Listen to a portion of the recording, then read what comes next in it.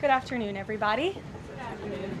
I brought a very special guest with me today, as you can see, Secretary McMahon. So I will begin my remarks. She's going to speak, and then we'll take some questions. She'll take questions, and I'll take questions from you as well. First off, yesterday, First Lady Melania Trump and Second Lady Usha Vance traveled to Marine Corps Air Station New River in Camp Lejeune in North Carolina, where they spent the day meeting with students, educators, military families, and United States Marines.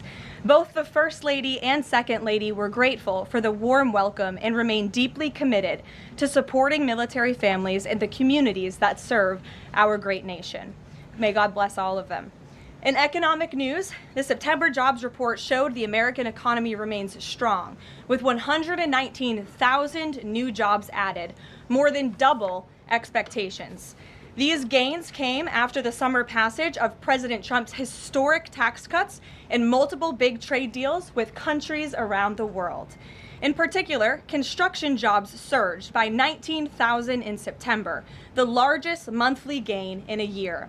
Nearly all of this solid monthly job growth came from the private sector and went to Americans rather than foreign-born workers, the opposite of what we saw under the previous administration.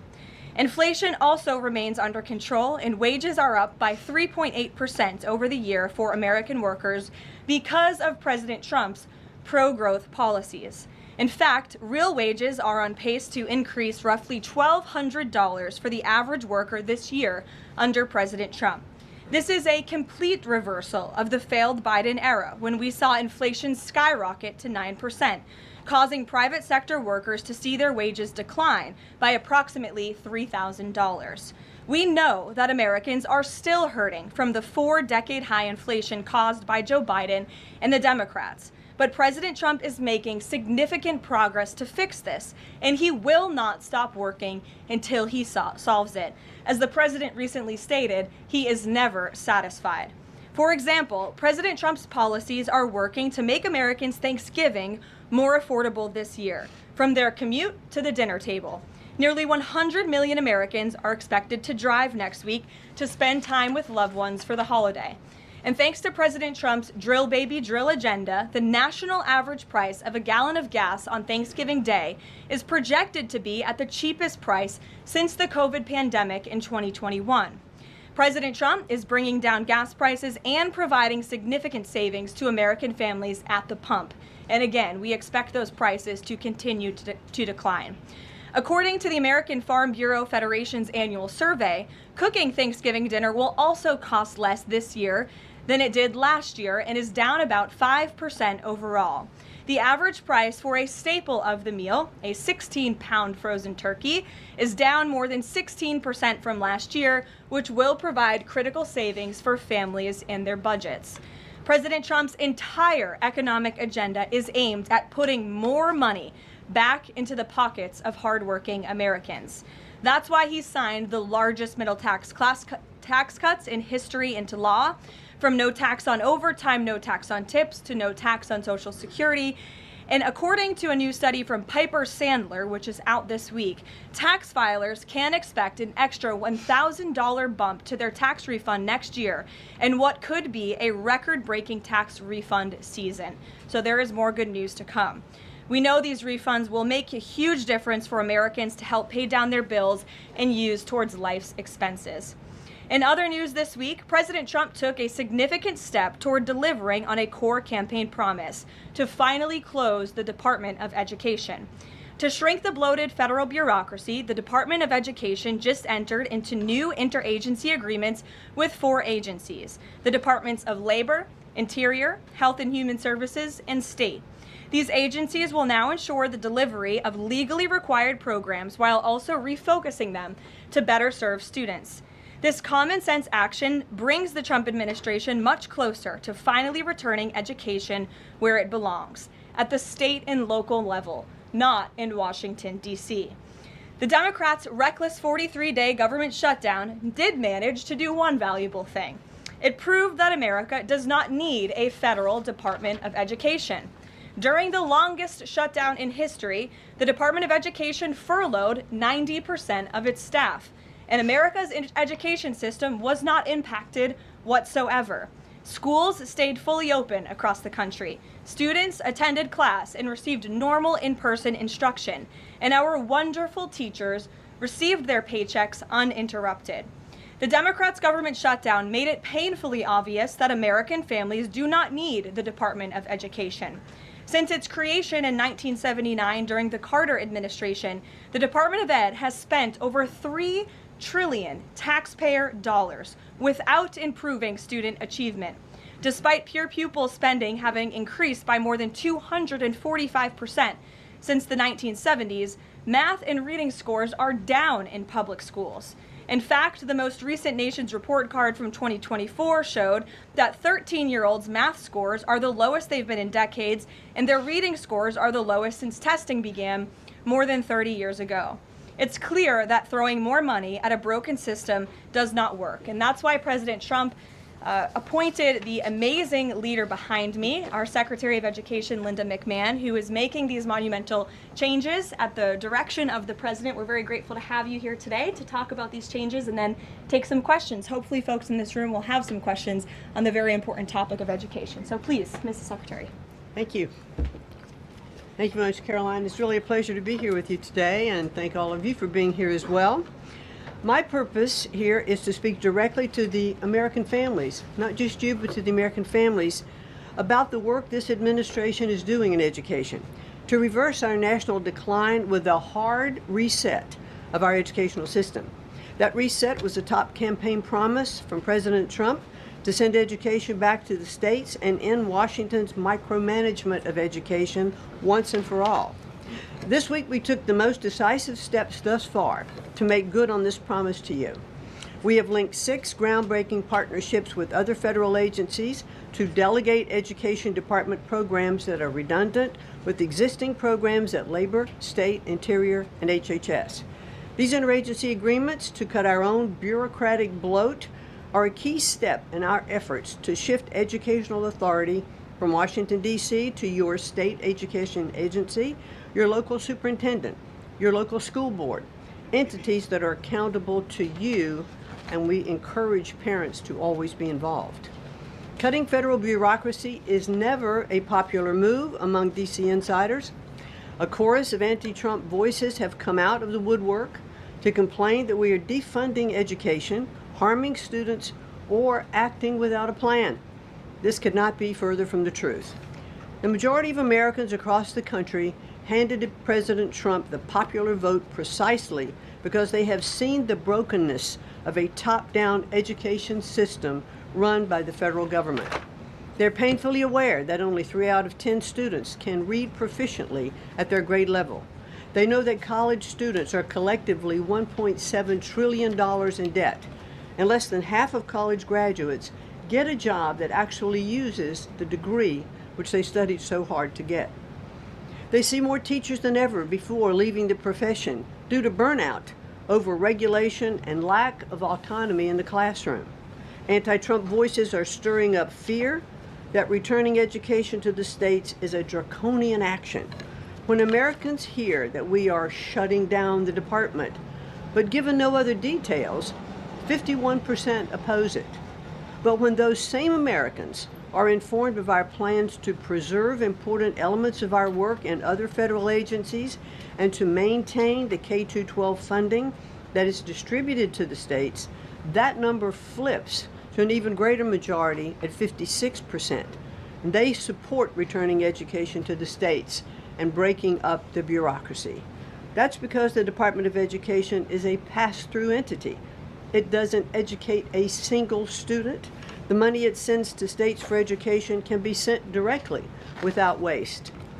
The Democrats' government shutdown proved that without a doubt, and I'll reiterate what you said, that the Department of Education was not necessary during the shutdown. Now, this is what I've seen already on my 50-state tour that I've embarked on. Educators are innovating in their schools. States are customizing their budgets and standards, and post-secondary institutions are planning for the economy of the future. But we're not leading them. They are informing us. That's why our final mission as a department is to fully empower states to carry the torch of our educational renaissance. Education is local. It should be overseen locally by those who best know local needs. We're not ending federal support for education. We are ending federal micromanagement and paving the way for education renewal through state reforms like school choice, the science of reading, and restoring the right priorities in higher education. President Trump promised to send education back to the states, and we're keeping that promise.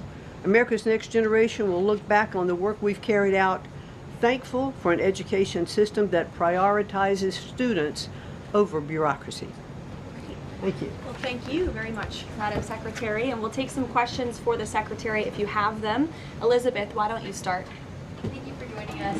You announced the partnership to move some functions of the Education Department to other agencies. Are you talking to members of Congress about codifying this so that it lasts beyond the administration? Yes, we started our conversation, and thanks very much for asking that, because there have been some reports that Congress is in the dark on this. That's clearly not true. We've been talking to, I've talked to dozens of members of Congress to explain to them exactly what we're doing, to bring them up to speed, and to say to them, look, when we have completed some of these transfers that are working incredibly well, then we will be looking to Congress to codify those, make them permanent. Brian. Thank you. Secretary McMahon, what is the update on the negotiations with Harvard? I know the President has publicly pointed to you as somebody who's worked on that. I think you've talked about that at length, but I'd like to understand, where are things with those negotiations with Harvard this time? They're ongoing negotiations, and I feel very comfortable that we are getting close to having those negotiations finalized. It's been open door conversation all along. Deanna? Hello, Mrs. Secretary. The President recently posted about establishing a federal standard for AI. Do you know if the administration has a view on the use of AI for students in schools? And Karoline, do you know if the President personally uses AI?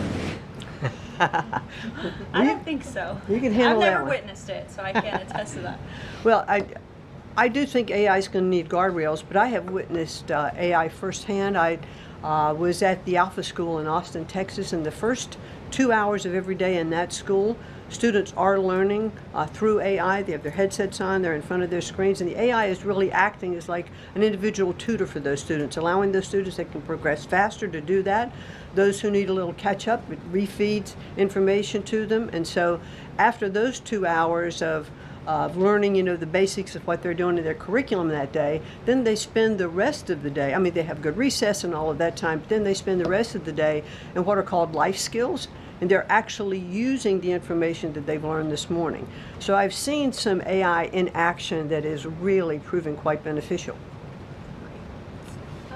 Michael. Thank you, Caroline. Secretary McMahon, as the Education Department continues to pare down, can you talk about taxpayer services like charter school grants and how the department will continue to assist kids with special needs? Well, we are going to make sure that there's no interruption in getting that grant money out the door. That money is it comes from Congress. It's appropriated by Congress, and we legally are obligated to do that. And the transitions we're starting to make, our first programs that went over to the Department of Labor, that was a few weeks ago. We actually signed the first interagency agreement, which we accomplished under the authority of the Economy Act. We transferred grants for WIOA and for the Perkins Act. And the really good news is that the Department of Labor has a much more sophisticated system, technology system and grant fulfilling system than the Department of Education does. As a matter of fact, our executive manager that went over with that group over to Labor said he would compare what the labor system is to education's like held together by bubble gum that is not connected to any other part. So we were able to get those grants out the door more smoothly, and states have actually better access for those systems than they do at the Department of Education. So that's a real bonus. Take a couple more. Carrie, go ahead. As far as the diversity, equity, and inclusion new regulations that came out from the administrations, a lot of schools, whether high school or even higher education is concerned, some of them are defying these new administration policies, even apparently according to a new report. I'm sorry, I can't hear you, Rick. As far as there's been a new report from the administration saying that half of medical schools are defying the administration when it comes to DEI policies. What type of action will the administration take for these schools that are defying the new DEI policies? Well, certainly the president has been very clear, and the Department of Education has taken measures to make sure that as schools are developing, their policies, or if they have open DEI offices, they're closed, or DEI regulations and rules are stripped, from their programs, and so that will continue. Great. We'll take one more. Go ahead. Thank you, Caroline. Secretary McMahon, my question is, since you said 3 out of 10 students are literate with regard to their reading capacity, would now the states help to improve those numbers since you have gone back to the states? Well, what we are finding that the states that are making great progress, it's through their own innovation. It's not coming from the Department of Education. I think the Department of Education is really misunderstood about what our function is. We don't teach one student. We have nothing to do with the curriculum that are in any states. We are a pass-through pathway from money that's appropriated by Congress to get, to the states. But what we have seen in those states that have taken that initiative, and they are embracing the science of reading and returning that into their school programs. Louisiana has done it. Mississippi, they call it the Mississippi Miracle, because they were like, I think, bottom or next to last in reading proficiency in Mississippi, and now they're like middle of the pack, which has been a really big jump. Florida has, Iowa has, Tennessee. So, but these are innovations that are done at the state level. This is not anything we're dictating, and that's why I'm saying returning education to the states, where they really are already leading in their education endeavors, and 90% of their budget they provide. The federal government only provides 8 to 10% of the budget for education, so let's make sure that that grant money that's coming from the federal government is getting in their hands as efficiently as possible and getting to students. We don't want teachers having to spend their time and money in regulatory compliance. There was one superintendent chief who said to me that they had done some calculation in their state, and that for every dollar that went into the classroom in a grant, 47 cents was spent in regulatory compliance. So let's get the money into the hands of our students and our teachers. Let's raise the level of education. The other thing I'll do, and I'll quickly wrap up for you, is this 50-state tour that I have embarked on. We've done about 14 states. We've shut down a little bit during the shutdown. But what I am doing is visiting different kinds of schools: grammar schools, middle schools, high schools, micro schools, private schools, charter schools, the whole gambit. And in the end, my goal will be, as we step away and fully deliver education back to the states, is to provide them with a best practices toolkit of all of the things that I have seen around the country to say, hey, this is working. Check with these superintendents, check with these governors. And what I found a little bit is governors are a little competitive, so it's kind of nice to give some of these best practices out there. It'll work because it's already working. If we leave it with the people who are closest to the students, the president believes, as do I, the best education is that's closest to the child, and parents' involvement is critical to the success. Awesome. Thank you so much. Linda. It's a Thank you pleasure. so much. Thank I you. appreciate your coming All right. today. Thanks for your great work. Whoop. And Thank she's you all very much. a busy lady, so we'll let her Come get on. back to work. All right. Thank you again. Well, let's get to it. You guys were so calm with her. I wish you were that calm with me. We'll kick off with our new media seat, as always. Javier, why don't you start us off, and then we'll get to the rest of the room. Go ahead.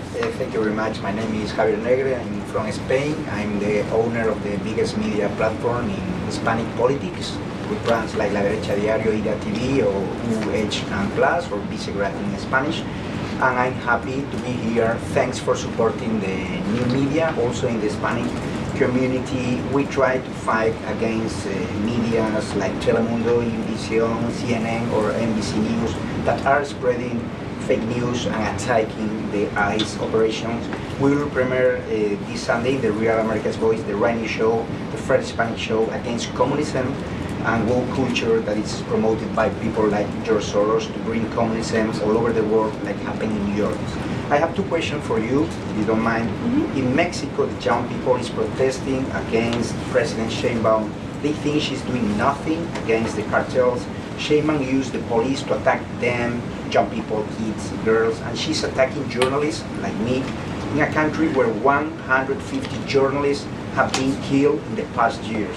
The USA legacy media is attacking President Trump for his comments about the fake news media, while they are not publishing anything about the murders of journalists in Mexico. Why do you think they stay silent about the murders of journalists in Mexico and the attacks to businessmen like Ricardo Salinas? And my second question is, Trump said he has a plan for the narco state of Venezuela. Does he have a plan for Mexico where, according to Stephen Miller, the cartels are controlling governments and territories? Sure. Well, thank you, Javier, for the question, and thank you again for being here. We're proud to have new media voices in the briefing room. As for President Sheinbaum and the president's relationship with Mexico, I will tell you that we have seen historic strides from President Sheinbaum and her administration in Mexico when it comes to cracking down on the cartels. They have been incredibly cooperative with the president's efforts at our southern border to crack down on illegal immigration and also the illegal trafficking of drugs at the southern border.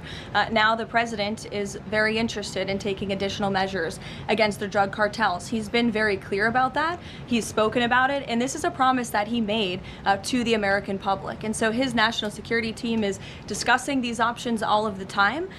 And on the campaign trail, the president promised to take on the cartels. He has taken unprecedented action to do so, and he has left additional options at his disposal on the table. So those are only decisions that the president can make. Thank you. What about the silence of the legacy media about the murders of journalists in Mexico? 150 journalists have been killed in the past years. Yeah, well, it's certainly something I wish the media would report on more, and it's something that this administration absolutely condemns. I can't speak for the media, but I can speak for the president. That's not something he wants to see. Thank you. Sure. Thank you, Caroline. Is there anything that Mayor-elect Mamdani could say tomorrow that would ease the president's concerns about his future leadership in New York? Look, I don't want to speak for the president or get ahead of this meeting that we are currently working on tomorrow. As you saw, the president put out a statement tomorrow that the mayor-elect will be coming to the Oval Office, and so our teams are arranging those details. I won't get into the president's thinking on it. I think you'll all hear from him directly. I also think I will just add, it speaks volumes that tomorrow we have a communist coming to the White House because that's who the Democrat Party elected as the mayor of the largest city in the country. I think it's very telling, but I also think it speaks to the fact that President Trump is willing to meet with anyone and talk to anyone and to try to do what's right on behalf of the American people, whether they live in blue states or red states or blue cities, in a city that's becoming much more left than I think this president ever anticipated in his many years of living in New York himself. Nancy. Thanks, Caroline. This morning, President Trump accused 6 Democratic lawmakers of seditious behavior punishable by death. Just to be clear, does the president want to execute members of Congress? No. Let's be clear about what the president is responding to, because many in this room want to talk about the president's response, but not what brought the president to responding in this way. You have sitting members of the United States Congress who conspired together to orchestrate a video message to members of the United States military, to active duty service members, to members of the national security apparatus, encouraging them to defy the president's lawful orders. The sanctity of our military rests on the chain of command. And if that chain of command is broken, it can lead to people getting killed. It can lead to chaos. And that's what these members of Congress who swore an oath to abide by the Constitution are essentially encouraging. We have 1.3 active duty service members in this country. And if they hear this radical message from sitting members of Congress, that could inspire chaos and it could incite violence and it certainly could disrupt the chain of command. These 3 members of Congress, I will also add, knew exactly what they were doing. You look at Alyssa Slotkin. She's a former member of the CIA. Mark Kelly was a captain in the U.S. Navy. Maggie Goodlander was a naval officer, and notably, she is also the wife of Joe Biden's national security former advisor, Jake Sullivan. And so these members knew what they were doing. They were leading into their credentials as former members of our military, as veterans, as former members of the national security apparatus to signal to people serving under this commander-in-chief, Donald Trump, that you can defy him and you can betray your oath of office. That is a very, very dangerous message, and it perhaps is punishable by law. I'm not a lawyer. I'll leave that to the Department of Justice and the Department of War to decide. But the president has Chris, go frequently, ahead. but Caroline, can I just follow up? The president and the vice president, for that matter, have accused the other side of encouraging political violence. Isn't that exactly what the president is doing when he says that members of Congress should be killed? Why aren't you talking about what these members of Congress are doing to encourage and incite violence? They are literally saying to 1.3 million active duty service members not to defy the chain of command, not to follow lawful orders. Every single can refuse an illegal order, which but is they in the are uniform but code they're of military suggesting justice. they're suggesting, Nancy, that the president has given illegal orders, which he has not. Every single order that is given to this United States military by this commander-in-chief and through this chain of command, through the Secretary of War, is lawful. And the courts have proven that. This administration has an unparalleled record at the Supreme Court because we are following the laws. We don't defy court orders. We do things by the books. And to suggest and encourage that active duty service members defy the chain of command is a very dangerous thing for sitting members of Congress to do. And they should be held accountable. And that's what the president wants to see. Phil. Thank you. Ambassador Mike Huckabee had a meeting with Jonathan Pollard, a former U.S. citizen who was convicted and spent 3 decades in jail for selling state secrets to Israel. Did the White House know that that meeting was going to happen? Does the administration condone it? The White House was not aware of that meeting, but the president stands by our ambassador, Mike Huckabee, and all that he's doing for the United States and Israel. You said that the president was going to do what was right for U.S. citizens, regardless of whether they lived in blue or red states. I'm curious if there's any chance in tomorrow's meeting with Mayor-elect Mamdani that he will be able to convince the president to abandon that promise to cut off federal funding to New York City. Look, Phil, we'll see how the meeting goes tomorrow, and I'll let the president speak for himself. Natalie. Thank you, Caroline. What did the president mean when he called reporter piggy? Look, the president is very frank and honest with everyone in this room. You've all seen it yourself. You've all experienced it yourselves, and I think it's one of the many reasons that the American people reelected this president, because of his frankness. And he calls out fake news when he sees it. He gets frustrated with reporters when you lie about him, when you spread fake news about him and his administration. But he also is the most transparent president in history, and he gives all of you in this room, as you all know, unprecedented access.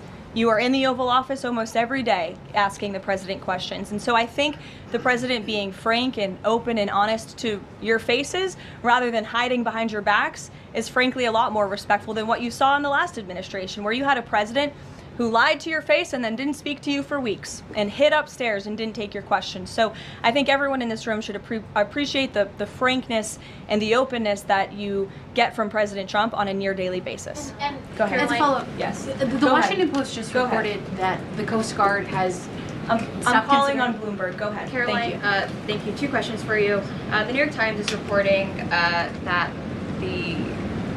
the administration is now sending a U.S. official to the G20. They're sending Mark Dillard. Can you confirm if that is true, and then also explain the shift in? I'd be happy to explain, because there is not a shift. The United States is not participating in official talks at the G20 in South Africa. I saw the South African president running his mouth a little bit against the United States and the president of the United States earlier today, and that language is not appreciated by the president or his team. The ambassador or the representative of the embassy in South Africa is simply there to recognize that the United States will be the host of the G20. They are receiving that send-off at the end of the event. They are not there to participate in official talks, despite what the South African president is falsely claiming. On Ukraine, there have been reports that President Zelensky said, he's looking to look at the plan, that there's been reports about the Trump administration proposing a plan. Can you just give an update on where Russia-Ukraine stands, and does the president plan to speak with Zelensky anytime soon, or when can you expect that? So I'm happy to provide an update. I've seen quite a bit of reporting on the latest with Russia-Ukraine, so let me clarify and give you guys the truth on where it currently stands. President Trump has made it very clear since day one and even on the campaign trail, that he wants to see this war come to an end. He's grown increasingly frustrated with both sides of this war, Russia and Ukraine alike, for their refusal to commit to a peace agreement. But nevertheless, the president and his national security team are steadfast in seeing this war come to an end, to end the killing and deliver on the president's promise. Special Envoy Witkoff, Marco Rubio, have been working on a plan quietly for about the last month. They've been engaging with both sides, Russia and Ukraine, equally to understand what these countries would commit to in order to see a lasting and durable peace. That's how you get to a peace negotiation, right? That's how it worked with Israel, with respect to Israel and Gaza and all of the Arab countries in the Middle East. That's how we accomplished that historic agreement, which the UN, by the way, voted to commit to and accept this week, which was a huge monumental moment. So they have been engaged with both sides, and these talks are continuing. As always, I'm not going to litigate the details of this plan as it's ongoing and it's in flux, but the president supports this plan. It's a good plan for both Russia and Ukraine, and we believe that it should be acceptable to both sides, and we're working very hard to get it done. And I'll also add, I know Secretary Driscoll did meet with President Zelensky today. We spoke with him. He was very optimistic following that meeting. And so, again, we are having good conversations with both sides with respect to ending this war. Karoline? Sure. Go ahead. Follow up on Ukraine. You said this is a good plan. So according to our sources, this proposal demands major concessions from Ukraine and doesn't demand much from Russia. So was Russia involved in drafting Your this? understanding is wrong. Have you read the full plan? You haven't. Sources say. Yes. So if you can give details, maybe. You've read reporting from one side of the war, and so I want you to understand that the administration has talked equally with both sides. You have seen President Trump engage directly with both President Putin and President Zelensky. Likewise, his national security team has as well. In fact, Special Envoy Witkoff and Secretary Rubio met with some of the Ukrainians just in the past week to discuss this very plan. And so just like you saw with respect to Israel and Gaza, we are hearing out both sides of this war to understand what can you commit to end the war. And that's ultimately how we are going to get to an agreeable solution. That's what the president has directed of his team. I know there's a lot of criticism out there and a lot of doubters, but I would just remind you of the historic success that this president and his team accomplished in the Middle East. We believe that is possible with Russia and Ukraine, and we're hoping and working very hard to achieve that. Stephen. Could you provide a little more context on what to expect tomorrow with the Mamdani meeting? Will it be in the Oval Office, or is it going to be open at least partially to the press? I don't have any more details to read out for you on the meeting quite yet, Stephen. I know it's of great interest to you and the New York Post, but we'll keep, maybe if it opens, we can commit to letting you in. Sure, go ahead. Thank you, Caroline. It came up yesterday during a confirmation hearing for the president's pick to lead the CFTC that the CFTC currently has 0 Democrat commissioners, whereas usually it's had 2 or more. Does the president plan to appoint Democrats to financial regulators like the CFTC and SEC, or does the president feel that there shouldn't be Democrat leadership at those agencies, consistent with the administration's move earlier this year to remove Democrats from the FTC and other agencies? I'm going to be completely honest. I haven't spoken to the president about the CFTC in quite some time, but I'm happy to check in with our presidential personnel office and see if there's any updates that we can provide you there. Sure. Thank you, Caroline. Last week on Fox News, President Trump said that we've had a lot of problems with the French. How would you describe the current relationship between France and the U.S.? Look, the relationship remains very strong. President Trump speaks quite frequently with Emmanuel Macron. I think they have a good working relationship, but the president is not shy to point out when he has disagreements with world leaders as well, and he's done that with respect to Mr. Macron as well. Deanna, go ahead. Caroline, there are reports that Qatar is acting as a mediator in the Ukraine peace process. Can you confirm that, and why did the president choose that country? I'm not going to get into further details other than what I previously shared, which I think was quite a bit of information. Brian?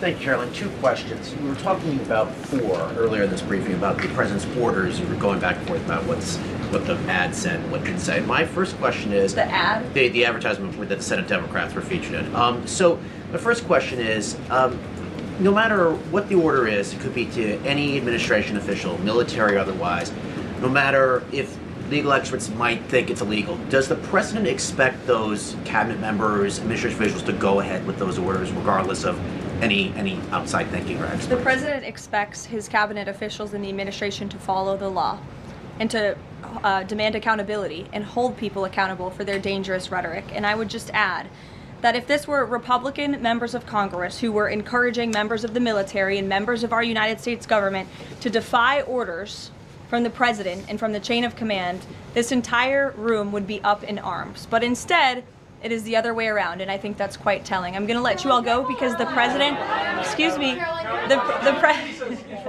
I appreciate the encouragement this morning, but this afternoon, but President Trump is about to meet in minutes with Israeli hostages who this administration freed, and so I'm going to go up to that meeting, and you will hear more about that later. Thank you. Misquoted Democrats in that video. That's actually not what they said.